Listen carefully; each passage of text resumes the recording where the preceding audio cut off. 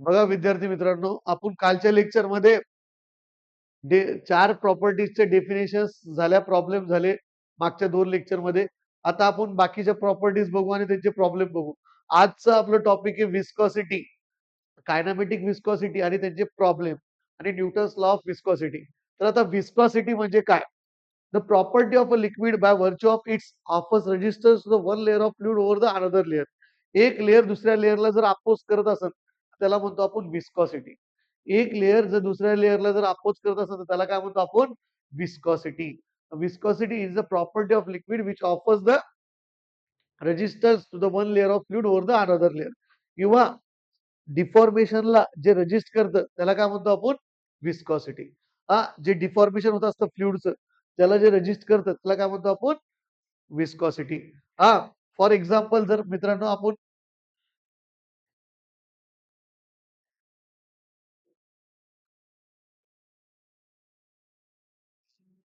तीन भांडे घेतले, चंचू पात्र घेतलं, बिकर घेतले, त्याच्यात काय ठेवलं आपण? एका ह्याच्यात वॉटर, एका ह्याच्यात ऑइल, एका ह्याच्यात हनी. हा, तर बघा आणि इकडून दगड टाकला. दगड लवकर खाली कशात जाईल?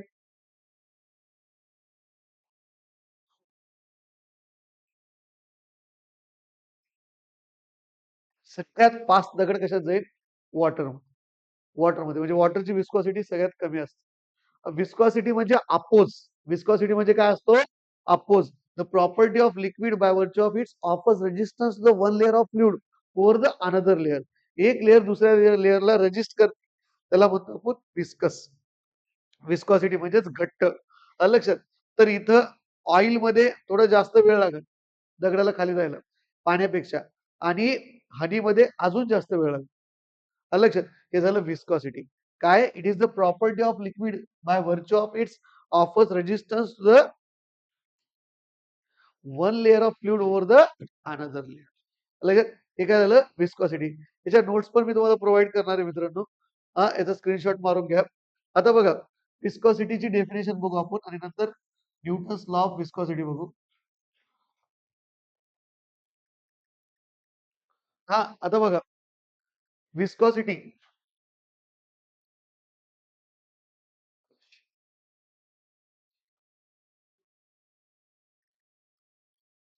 Property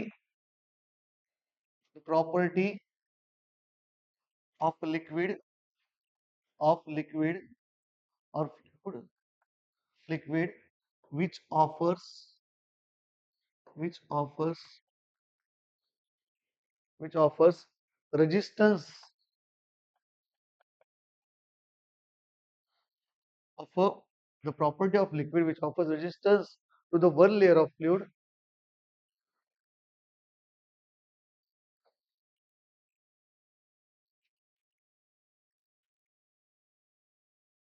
over another layer.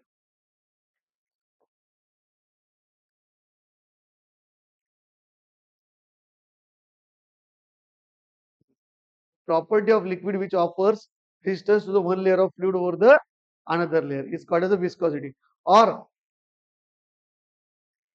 resistance to shear deformation. Shear deformation of fluid. याला काय म्हणतो आपण? विस्कॉसिटी. समजलं? विस्कॉसिटी. जितकं जास्त घट्ट लिक्विड त्याची विस्कॉसिटी जास्त, जितकं कमी घट्ट त्याची विस्कॉसिटी कमी. समजलं? हे लिहून घ्या, स्क्रीनशॉट मारायचं. विस्कॉसिटीचं युनिट तयार करण्यासाठी आपल्याला मित्रांनो न्यूटन्स लॉ ऑफ विस्कॉसिटी शिकावं लागेल. काय शिकावं लागेल? Newton's law of viscosity. Newton's law of viscosity. Newton's law of viscosity. Newton's law of viscosity. तर बघा, shear stress is directly proportional to rate of shear strain. Newton's law of viscosity काय असतो? Shear stress is directly proportional proportional proportional to rate of shear strain. The shear stress is directly proportional to rate of shear strain. हा आता बघा मित्रांनो, shear stress कशाने दाखवते? Tau. shear stress कशाने दाखवते? टाऊ. shear stress कशाने दाखवते? Tau. Greek letter tau. TAU tau. Greek letter tau. Shear stress is directly proportional to rate of shear strain. Shear strain कशात दाखवते? du by dy. du by dy. du म्हणजे change in velocity, dy म्हणजे काय असतं? Change in distance. हे पहा, ही velocity profile आहे. ही काय आहे? Velocity profile. हा, इथं u वेलॉसिटीनी पहिली लेअर चालली, दुसरी वेलॉसिटी, दुसरी लेअर त्याच्यापेक्षा फास्ट चालली. हा, दोघांमधला डिस्टन्स म्हणजे दोघांमध्ये लिक्विड आहे, एकमेकाला अपोज होणार आहे. हा, तो ह्याची स्पीड यू आहे, तर ह्याची किती आहे? त्याच्यापेक्षा डीयू जास्त आहे, म्हणजे एवढ्या दोघांचा गॅप डीयू, आणि हे डिस्टन्सचा गॅप किती आहे? D y. तर आपल्याला काय करायचं? Shear stress is directly proportional to rate of shear strain. हा, प्रोपोर्शनॅलिटी हटवायचं असेल तर कोणता सिम्बॉल घ्यावा लागतो? कॉन्स्टंटचं. काय करावं लागतं आपल्याला? कॉन्स्टंट घ्यावं लागतं. Constant du by dy. तर ते कॉन्स्टंट ला आपण म्यू मानू. काय म्हणायचं? म्यू. म्यू काय म्हणायचं? म्यू. तुम्ही जे सॉम मध्ये पॉइझन्स रेशोला दाखवलं म्यू, आता विस्कॉसिटी मध्ये म्यू दाखव. अप्लाइड सायन्स मध्ये पण होतो तुम्हाला. Tau is equal to mu into d u by d y. Tau is equal to mu into d u by d y. तो तर आपल्याला टाऊ, आपल्याला कशाचा फॉर्म्युला बनवायचा? म्यू. म्यू म्हणजेच काय असतं? विस्कॉसिटी. तर tau divided by du by dy म्हणजेच काय? Mu. Tau divided by du by dy म्हणजेच काय? Mu. Tau divided by du by dy म्हणजेच काय? म्यू. विस्कॉसिटी. हा, न्यूटन्स लॉ ऑफ विस्कॉसिटी काय सांगतो? Shear stress is directly proportional to rate of shear strain. म्हणजे जेवढं स्ट्रेस झालं तेवढंच काय होतं?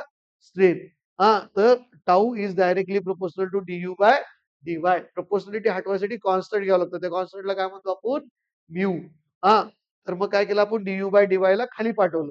तर tau upon d u by d y into mu आपलं इक्वल टू म्यू. हा झाला आपला विस्कॉसिटीचा फॉर्म्युला. हा कशाचा फॉर्म्युला झाला आपला? विस्कॉसिटीचा. तर कशाला काय म्हणते ते आपण लिहून घेऊ. Tau is equal to shear stress. Tau is equal to काय? Shear stress in newton per metre square. Du is equal to काय? Change in velocity. Change in velocity. dy is equal to काय? Change in distance. याचं unit आहे metre per second. याचं unit काय आहे? Newton पर, sorry, याचं फक्त metre. Metre किंवा एमएम. लक्षात.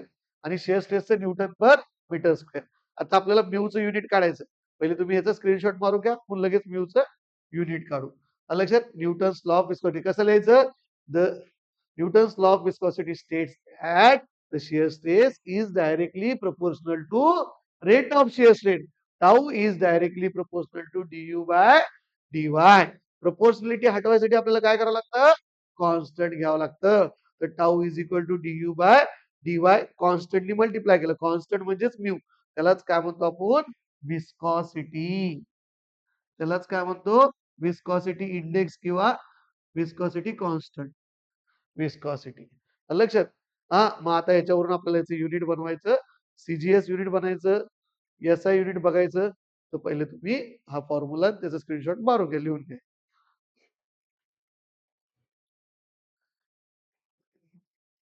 आता बघा, युनिट विस्कॉसिटीचं युनिट बघू आपण. न्यूटन्स लॉ ऑफ विस्कॉसिटी आता बघितला. विस्कॉसिटीचा फॉर्म्युला बघितला. त्याच्यावरून आपण विस्कॉसिटीचं युनिट बघू. Mu is equal to tau upon d u by d y. तर मित्रांनो बघा, टाऊ म्हणजे शेअर स्ट्रेस. पहिले शिअर स्ट्रेसचं पण युनिट सांगतो तुम्हाला. टाऊ म्हणजे काय असतं? Force upon area. Shear stress, shear up, एखाद्या बॉडीला शिअर अप होताना जो विरोध होतो त्याला शिअर स्ट्रेस म्हणतो आपण. तर एफ बाय ए असतो फॉर्म्युला त्याचा. तर शिअर स्ट्रेसचं युनिट काय आहे? Newton per metre square. फोर्सचं न्यूटन, एरियाचं मीटर स्क्वेअर. तर मग शिअर स्ट्रेसचं युनिट काय आहे? Newton per metre square. Du, du म्हणजे चेंज इन वेलॉसिटी. डीयू म्हणजे change in velocity, metre per second. हा, वेलॉसिटी युनिट काय असतं? Metre per second. आणि डीवाय म्हणजे डिस्टन्स सब मीटर. डीवाय म्हणजे डिस्टन्सचं metre. Metre metre cancel, metre metre cancel.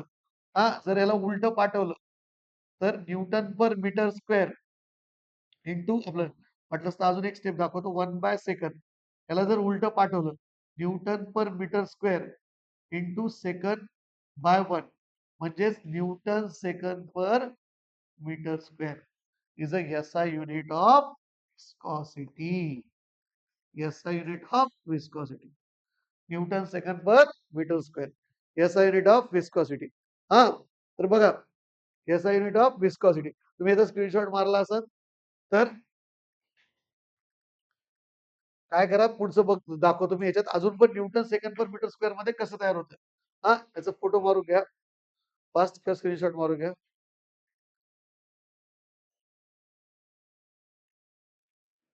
Newton second per metre square आपण SI युनिट बघितलं. हा, आता ह्या SI युनिटला न्यूटन सेकंड पर मीटर स्क्वेअरला पण अजून काय लिहिता येतं? कॉम्पिटिटिव्ह एक्झामच्या दृष्टिकोनातून जर बघितलं आपण, न्यूटन पर मीटर स्क्वेअर म्हणजेच पास्कल असतं. न्यूटन पर मीटर स्क्वेअरलाच काय म्हणतो आपण? पास्कल. तर ह्याला पास्कल सेकंड पण लिहिता येतं. काय लिहिता येतं? पास्कल सेकंड, म्हणजे PAS पण लिहिता येतं, पास्कल सेकंड. हा, अजून पण एक न्यूटनची व्हॅल्यू माहिती आहे मित्रांनो तुम्हाला. एक न्यूटन म्हणजे काय असतं? KG metre per second square. आणि हे मीटर स्क्वेअर जसंची तसं, हे सेकंद जसंची तसं. तर एक सेकंद कॅन्सल, एक metre cancel. KG per metre second, KG per metre second, हे पण SI युनिट आहे. हे पण युनिट आहे, हे पण युनिट आहे, आणि हे पण युनिट. हा, हे तिन्ही पण SI युनिट आहे. तर जास्त करून तुम्हाला हेच लागतं डिप्लोमा दृष्टिकोनातून, पण तिन्ही लक्षात ठेवायचे, तिन्ही युनिट्स मध्ये आले तर. आता बघा, नंतर CGS युनिट. CGS युनिट असतं पॉइस. पॉइस काय असतं? पॉइस.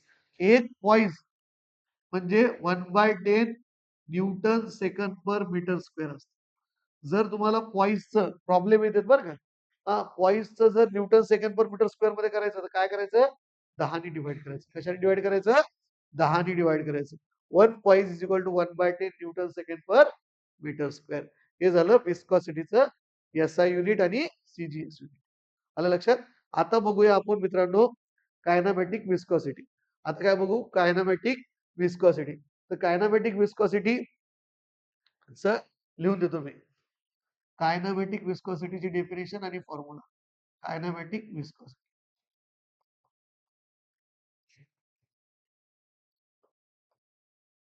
स्क्रीनशॉट मारून घ्या. स्क्रीनशॉट म्हणजे फोटो मारून घ्यायचा. फोटो मारून घ्यायचा. हा, नाही तर मग नंतर व्हिडिओ मध्ये बघून घ्या. कायनामॅटिक विस्कॉसिटी. हा, पुढे काय? हा, फोटो मारला ना त्याचं बघा, जाऊ द्या, नंतर व्हिडिओ मध्ये बघू. कायनामॅटिक विस्कॉसिटी, कायनामॅटिक विस्कॉसिटी, कायनामॅटिक विस्कॉसिटी, कायनामॅटिक विस्कॉसिटी च बघायचं मित्रांनो आपल्याला. कायनामॅटिक विस्कॉसिटी म्हणजे it is the ratio of, it is the ratio of dynamic viscosity, dynamic viscosity to the mass density, to the mass density, mass density. It is the ratio of dynamic viscosity to the mass density. Kinematic viscosity is denoted by nu. कशाने दाखवते? Nu. Greek letter आहे, Greek letter आहे nu. तर काय formula आहे? Dynamic viscosity म्हणजे आपली साधी viscosity mu by rho, mu by rho, mu by rho. आता ह्याचं युनिट जर तुम्हाला काढायचं, हा, तर आताच बघितल्याप्रमाणे आपण म्यूचं हे युनिट लिहू, केजी पर मीटर सेकंड. म्हणजे सोपं जाईल युनिट काढायला, कारण की डेन्सिटीचं युनिट पण केजी मध्ये असतं ना, तर मग आपण हेनी काढू म्हणजे सोपं जाईल पटकन. आणि KG per metre cube, KG KG cancel, KG KG cancel. हा, तर 1/मीटर पर सेकंड ला जर उलट पाठवलं याला तर metre cube per 1, 1 metre metre square राहिलं, तर metre square per second is the SI unit. आता ज्या विद्यार्थ्यांना जास्त डोकं लावायचं नाहीये त्यांनी डायरेक्ट युनिट रट्टा मारायचं. ज्यांना डिटेल मध्ये पाहायचं त्यांनी असं पाहायचं, मीटर स्क्वेअर पर सेकंड. काय आहे? म्यू बाय रो, याचं unit KG per metre second. हा, याचं unit KG per metre cube, KG KG cancel, 1/मीटर सेकंड, 1/मीटर क्यूब उलट पाठवलं तर मीटर स्क्वेअर पर सेकंड. हे एसआय युनिट कशाचं? कायनामेटिक विस्कॉसिटीचं. तर कायनामेटिक विस्कॉसिटीचं एसआय युनिट झालं. आता सीजीएस युनिट पाहू आपण. CGS unit of kinematic viscosity, kinematic viscosity. तर काय in kinematic viscosity CGS unit? Stoke, stokes. हा, स्टोक, हा, स्टोक्स. तर एक स्टोक म्हणजे किती असतं? एक स्टोक म्हणजे 1 × 10⁻⁴ मीटर स्क्वेअर पर सेकंड. आलं लक्षात? इंग्लंडच्या कॅप्टनला लक्षात ठेवलं तरी चालेल तुम्ही. स्टोक्स आलं लक्षात? 1 stokes is equal to 1 × 10⁻⁴ metre square per second. हा, हे झालं CGS unit of kinematic viscosity. त्या सीजीएस युनिटला कन्वर्ट कसं करायचं? 10⁻⁴ नी मल्टिप्लाय करायचं. हा, 10⁻⁴ म्हणजेच मित्रांनो तुम्हाला जर डिटेल मध्ये सांगितलं तर सेंटी म्हणजे असतं 10⁻⁻² आणि सेंटी स्क्वेअर म्हणजे असतं 10⁻⁻4. तर मग याला आपण सेंटीमीटर स्क्वेअर पर सेकंड पण म्हणू शकतो. हा, एक स्टोक म्हणजे 1 सेंटीमीटर स्क्वेअर पर सेकंड.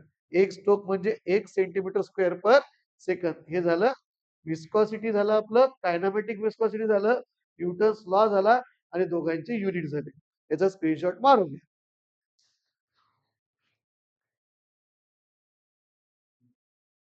बघा आता, हे झालं कायनामेटिक विस्कॉसिटी. नंतर आता काय आपल्याला विस्कॉसिटीचं बिहेवियर बघायचं विथ टेम्परेचर. बघा मित्रांनो, विस्कॉसिटी हे लक्षात ठेवायचं, नंतर मग प्रॉब्लेम बघू. आणि टेम्परेचर. आता लिक्विड, लिक्विड असेल लिक्विड, बघा जर टेम्परेचर वाढवलं, जर टेम्परेचर आणि विस्कॉसिटी, जर टेम्परेचर वाढवलं एखाद्या लिक्विडचं, हा, टेम्परेचर एखाद्या लिक्विडचं जर वाढवलं तर त्याची विस्कॉसिटी काय होत असते? कमी होत असते. एखाद्या लिक्विडचं जर टेम्परेचर वाढवलं तर विस्कॉसिटी काय होते? त्याची कमी होते. फॉर एक्झाम्पल, आता थंडीचे दिवस चालू आहे मित्रांनो, हा, खोबऱ्याचं तेल वापरते सगळेजण. हा, तर खोबऱ्याचं तेल आपल्याला काय करावं लागतं? गरम करावं लागतं. हा, थंडीत काय करतो आपण? त्याला गरम करतो ना, तर गरम केल्यावर काय होतं? ते पातळ होतं. पातळ होतं म्हणजे त्याची विस्कॉसिटी काय होती? कमी होती. आणि टेम्परेचर जर वाढवलं त्याची विस्कॉसिटी काय व्हायला लागली? कमी व्हायला. आणि थंडीमुळे ते काय व्हायला लागलं? घट्ट व्हायला लागलं. म्हणजे जर टेम्परेचर कमी केलं त्याची विस्कॉसिटी काय होती? वाढती. तर टेम्परेचर हे इन्व्हर्सली प्रोपोर्शनल असतं लिक्विडच्या विस्कॉसिटीचे. जर टेम्परेचर वाढवलं तर विस्कॉसिटी कमी होती, आणि टेम्परेचर जर कमी केलं तर विस्कॉसिटी काय होती? वाढती. कुणाची? लिक्विडची. हे पण कॉम्पिटिटिव्ह एक्झामला हा प्रश्न येतो. हा, नंतर गॅसेसच्या बाबतीत, गॅसेसच्या बाबतीत जर टेम्परेचर वाढवलं तर विस्कॉसिटी वाढते. टेम्परेचर जर वाढवलं तर विस्कॉसिटी वाढते. बघा, एखादं पातेलं घ्या, त्याच्यात पाणी घ्या, गरम करत राहा, उकळत राहा, उकळत राहा, उकळत राहा.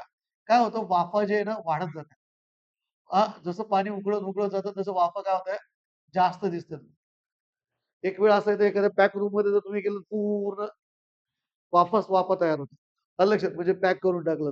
गिझरचं पाणी जर सकाळी सकाळी तुम्ही गिझर वापरायला लागले, हा, आणि ते बाथरूम बंद करून टाकलं तर गिझर मध्ये पूर्ण असं धुकं धुकं दिसतं. वाफा जास्त दिसतात. तर त्या वाफा वाढत्या. टेम्परेचर जर वाढवलं, तर वाफा वाढत्या. वाफा वाढत्या म्हणजे काय होतं गॅसेस वाढतात. म्हणजे टेम्परेचर जर वाढवलं तर गॅसेसची मी सोप्या भाषेत सांगायला लागली. तुम्हाला टेक्निकल बाकी जास्त डोकं नाही लावायला. विस्कॉसिटी काय होती?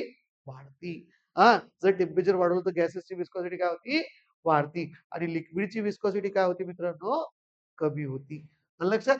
हे 2 नोंद करून ठेवायचं. आता आपण प्रॉब्लेम पाहू मित्रांनो.